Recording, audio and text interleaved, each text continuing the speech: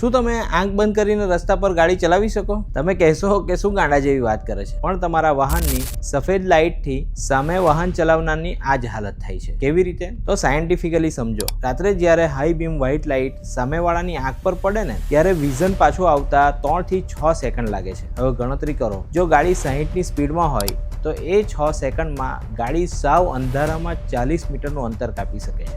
વિચારો, એ દરમિયાન કોઈ વાહન, કોઈ માણસ કે કોઈ ખાડો આવી ગયો તો?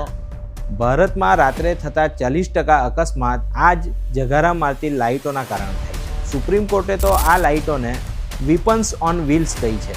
બસ એટલે જ ગુજરાત વાહન વ્યવહાર કમિશનરે હવે લાલ આંખ કરી છે અને પરિપત્ર બહાર પાડી દરેક આરટીઓ અને ટ્રાફિક પોલીસને કડક કાર્યવાહી કરવા આદેશ આપ્યો છે.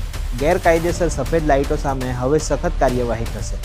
માત્ર દંડ જ નહીં, વાહન પણ જપ્ત થઈ શકે છે. હવે ઘણા મિત્રો ડરી ગયા છે કે મારી નવી ગાડીમાં તો કંપનીમાંથી જ વ્હાઇટ લાઇટ છે. તો ભાઈઓ, ગભરાવાની જરૂર નથી.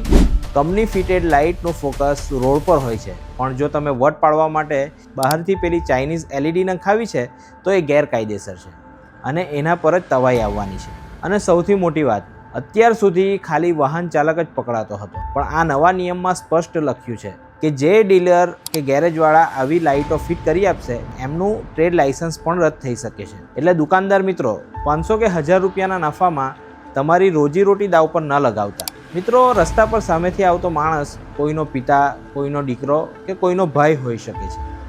આપણો વટ પાડવાનો શોખ કોઈના ઘરનો દીવો ન બુજાવી દે ને એની જવાબદારી આપણી છે. આ વિડીયો તમારા ગ્રુપમાં શેર કરો અને એક જાગૃત નાગરિક બનો. આવી જ સચોટ માહિતી માટે જ્ઞાન ગુરુ એકેને ફોલો કરવાનું ભૂલતા નહીં. જય હિન્દ.